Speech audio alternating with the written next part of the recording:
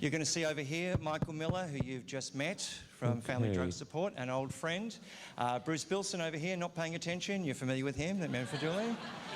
Julie Ray over here, Dr. Stephen Bright. This is Rod Wilson over here, and there's a new face. You may not know David Taylor. David Taylor's from VAADA, which is the Victorian Alcohol and Drug Association. Did I get that right? Thank God for that. I've not been well tonight. Look, within the family unit, there are lots of things that we can do. And it may not necessarily be about having a boundary around them not using drugs. And I can hear the room go dead silent. If drugs were being used and all of a sudden the person's behaviour was really good, they were cleaning their room, they were doing really good things, they were polite and stuff like that, we wouldn't have so much of a problem. It's boundaries around behaviour though, because that's the problem that takes place within our families, where they're being rude to us, they may be taking money from us, they may be abusive, property damage, hurting other siblings, stealing from us, a whole range of things there. That's where we can be really strong around boundaries. And by putting in boundaries around that, as Julie Ray mentioned earlier on, there are expectations of our family member. Because many families do put up with behaviours that are completely horrible type of behaviours. And I ask families, can I move into your house and do those same type of behaviours? And if I was to move in there, would you kick me out? And their answer is yes. So I say, why do you accept that from a family member? And the obvious answer is because they love and care about them. But in loving and caring about them, our role as being a family member is to try and provide them the healthy ways of coping with life. So we're not doing ourselves any favours or them any favours by not putting in boundaries around behaviour. Anyone else got anything I'd like to add to that? I think I have no vested interest in this, but if you're interested in terms of what we do in terms of working together as a community and how we've got into this mess in the first place, because the definition of insanity is doing the same thing over and over again and expecting a different result, is to read, I think it's John Hurry's books, Chasing the Scream. Johan Hurry.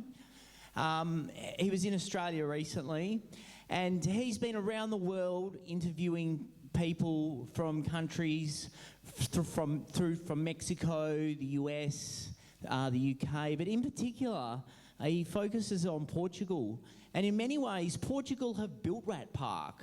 What they did in 2001 is they decriminalised the personal use of illegal drugs.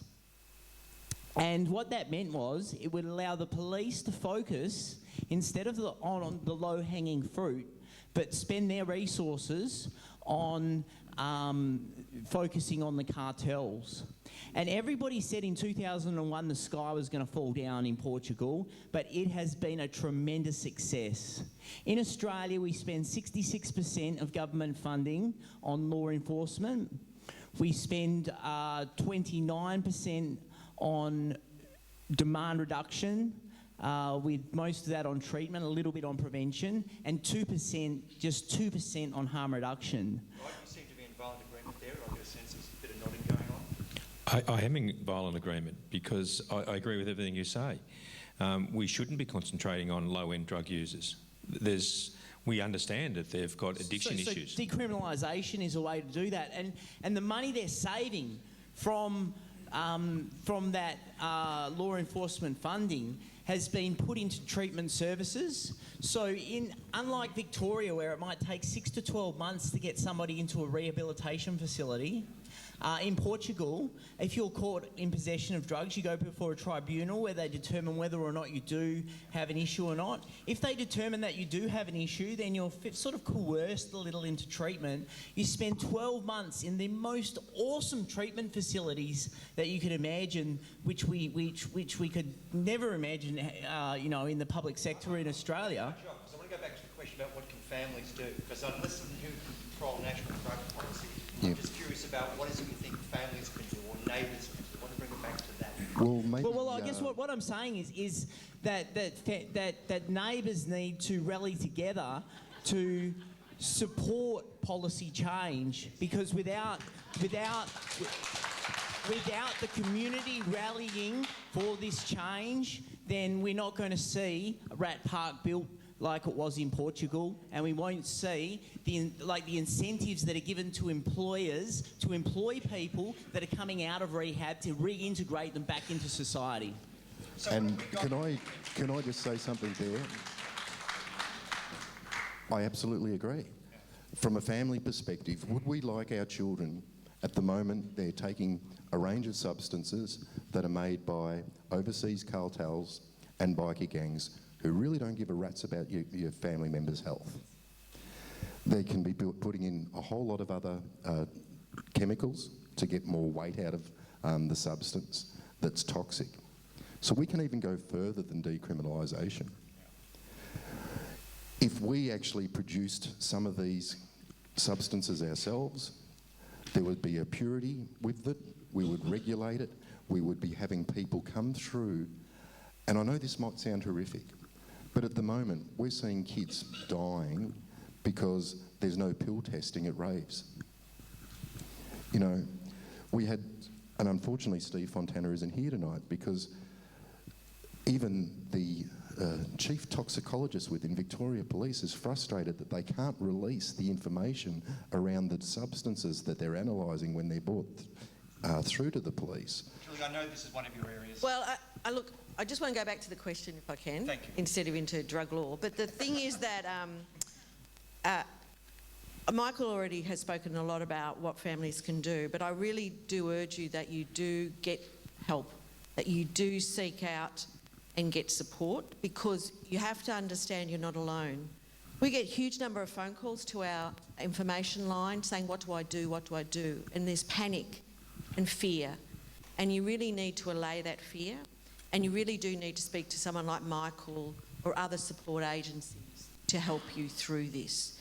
And every family will be different, but also there are networks, and rely on each other and have those conversations. There's no science to this, there's no right or wrong to this. So I'm sorry we can't sort of say, do A, B, C and D and all will be well. But really do look to each other and look to Michael and his organisation for help and support. Philip, was there another set of questions or another theme? Well, certainly, but I must say what we've just heard answered about 90% of the questions that I've got in front of me, so thank you very much. Just a couple of things about possible causes or facilitators for drug dependency. Is there a particular emphasis on or degree of drug dependency on the LGBT community?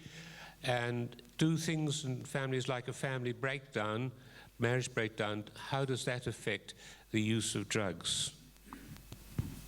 Okay, I think when we talk about the LGBT IQ community, one of the things is that they're very early adopters in general, and they will be trying a lot of, so you'll hear about a new drug through that group. But there are circumstances and there are issues that we need to also be mindful of and respectful around, and in terms of stigma. So it's no different than the rest of the community, it's just that they're probably doing it earlier. And then it's only a small part of that group too, so I think we have to be very respectful around that. But the second part of the question was, can you remind me again? Yes, family breakdown. Yeah. There are no positives, there are no assurances. Family breakdown can occur and it doesn't mean that you're automatically going to take drugs, right? So it depends on the individuals within that family and what has been happening. There are links to dysfunctional relationships, and when you talk to people who do treatment of young boys mostly, who come in around 15 or 16 with addiction problems, most of the damage occurred when they were 5, 4 and 3. So, but this doesn't mean you may have a breakdown in your relationship, in your family, that it means that the person is going to turn to drugs. It depends on how resilient they are, it depends on how supportive you are, a whole lot of other factors are involved in this. And it's not just one risk factor. What the evidence tells us is the more of these risk factors you have, the higher the likelihood. This is not a hard science, it's not physics.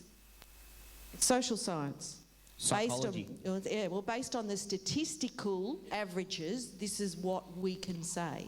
The higher the likelihood. But you just need to be aware of that. So a family breakdown will occur, and therefore you just need to be mindful and protective of each other through that process.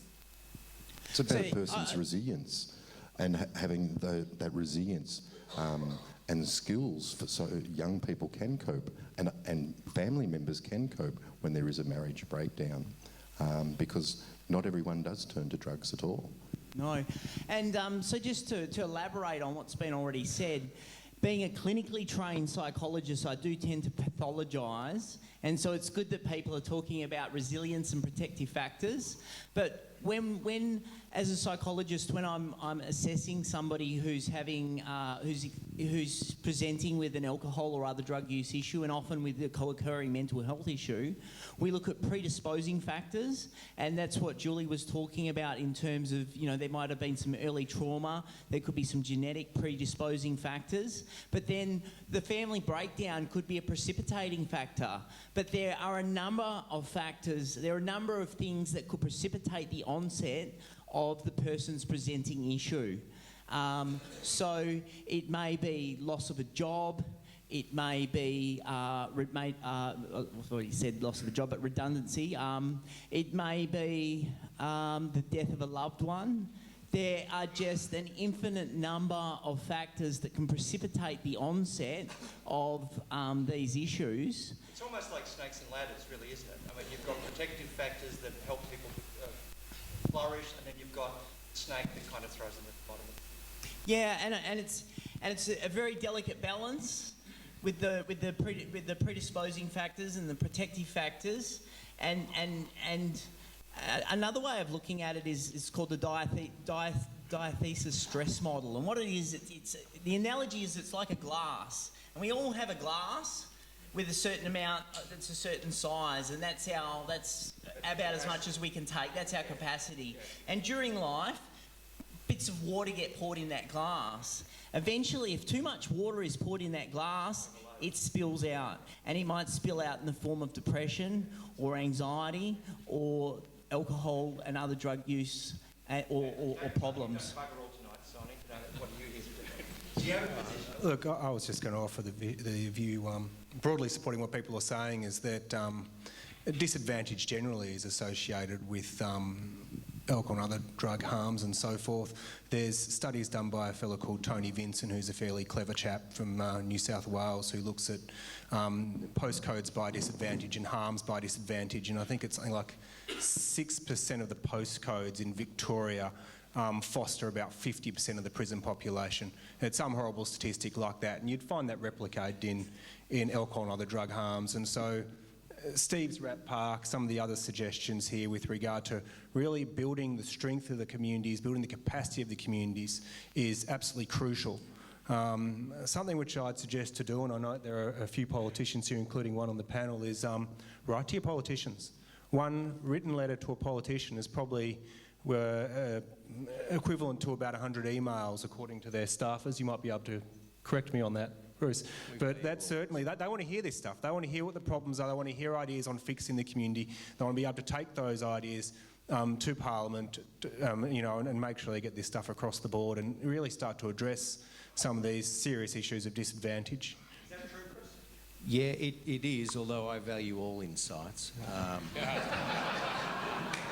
But it's an interesting segue. Especially if they're verbally said. That's worth about 500 letters, I think. No, when I wander down the street and someone shares some insights with me in a very graphical way, that's useful as well.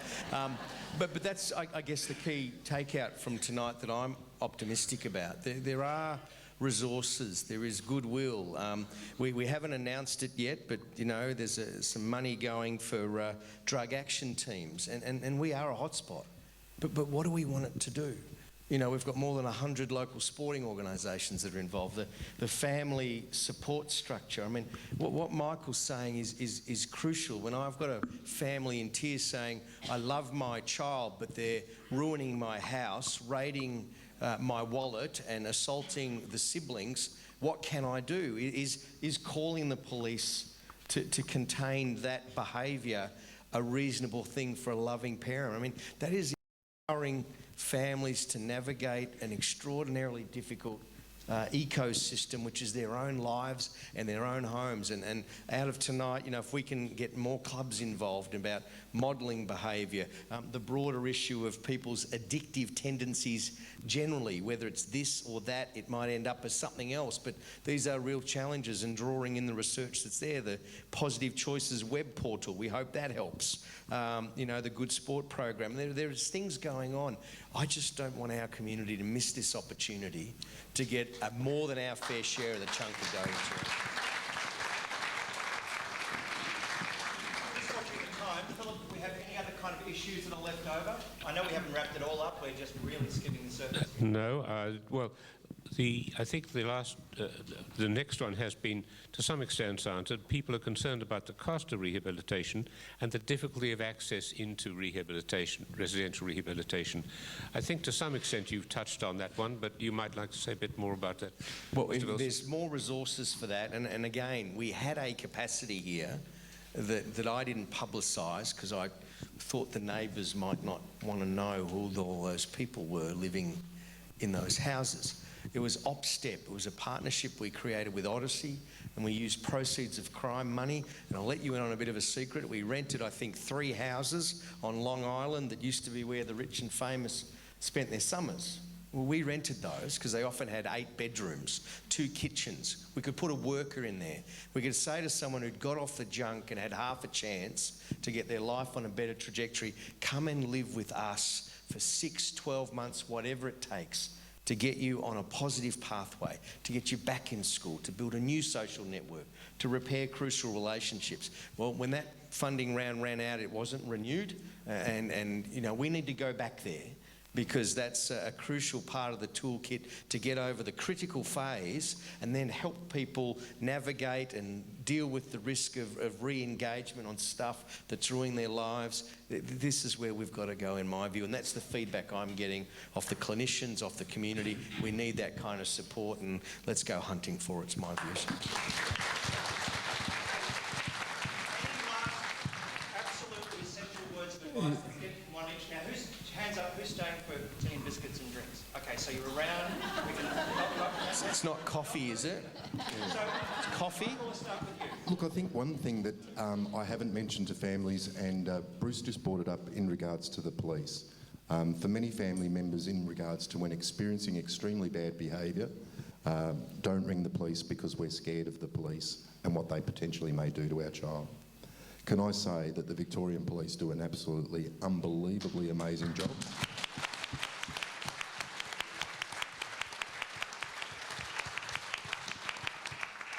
That they are there to help the community, and they do it bloody tough a lot of the time. They meet people when they're having the most ugliest times of their life. But don't be scared of calling the police to have your family member controlled if you can't control, or if you're living in fear of them hurting you or hurting themselves. And just to elaborate on that, knowing that in Frankston we have the PACER team, so it's a collaboration between mental health and police, and that's a fantastic service that's been implemented, which means that, you know, if you have a son or daughter who is currently experiencing psychosis, you have the right people to sort out the situation and ensure that they end up in the right spot. Absolutely. Well, I just want to congratulate Stephen. I mean, he's always impressed me, which is probably a career buster for him. But one of the biggest problems that we face is the siloing of these challenges.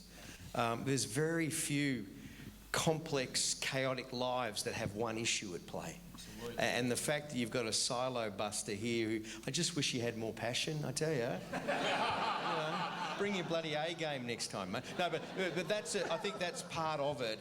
I'm being facetious. I wish that you were on what he's on. Well, I don't know. It might be the Tim Tams that are addictive. But the idea of joining up these supports, so that realising there are often many moving parts, it's hard enough to cope with that if you're a loved one, and then to work out which department and which program, and someone's going, I don't care, can someone help navigate this and pull the bits together? That's fantastic. And Stephen's doing that, the police are doing that, our clinicians are doing that, our support services are doing that, but we all need to bring our best game to do that. There's a policy now in health which is no wrong door. Yeah, any door, any time. That was the right door, we pick it up. Yeah, no, It's that's- in policy, but is it in practice? Julie, any thoughts from you? Thanks, Jason. I think when Peter spoke to us about this session in Mornington when we first did it, one of the key messages we wanted everyone to know is that you're not alone and that we're all in this together. And I really do want to say that even though sometimes the system fails us, and even though sometimes we may not be able to know where to go at any time, just remember that you're not alone and that all of us are going through some form or other and we all need to work together. So I give power to the one, but also power to the village. So thank you for coming tonight.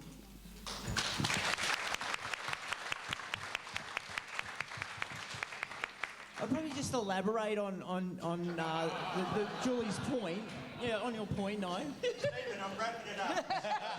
1 point each. Lisa's got her signs up. So this is my 1 point.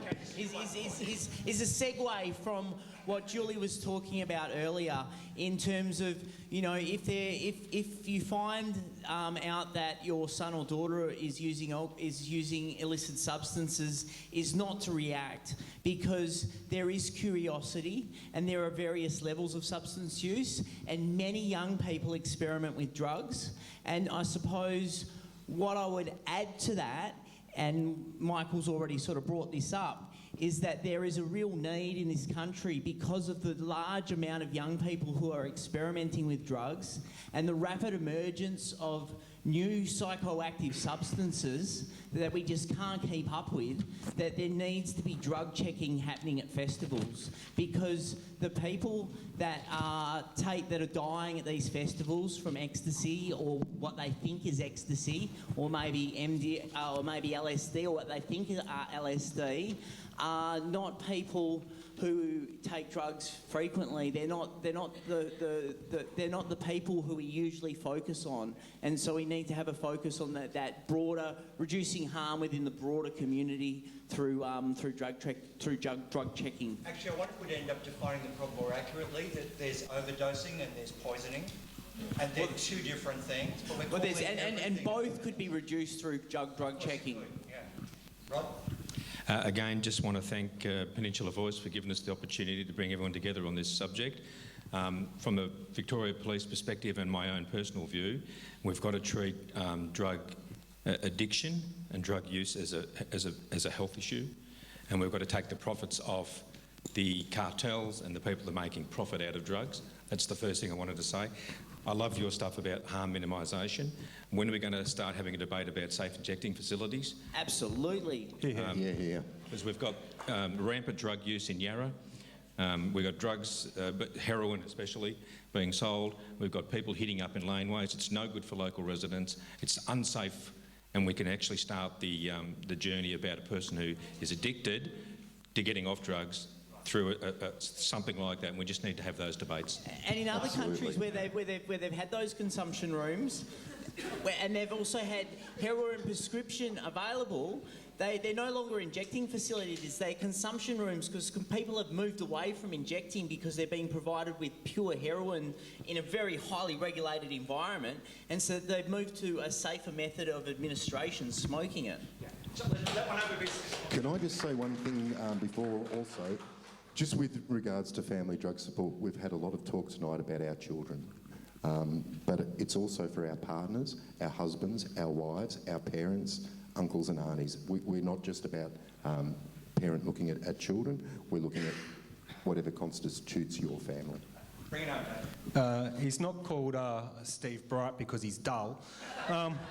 I'd go further on what Rod said. He talked about the profits from illicit cartels. I'd add big alcohol to that. There's research indicating that big alcohol costs $15 billion a year of causes $15 billion of harm to the community, which the taxpayer pays for, yet the tax revenues from big alcohol is only $7 billion.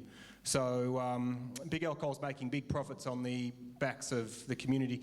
I'd call for, I'd say we definitely need more treatment places. Something we've been hearing for years and years is there's not adequate treatment, there's not adequate capacity, there's long wait times, you can't get treatment when you need it. I'd echo the calls for breaking down silos. We've been hearing from all and sundry the idea to break down silos between different service systems for decades.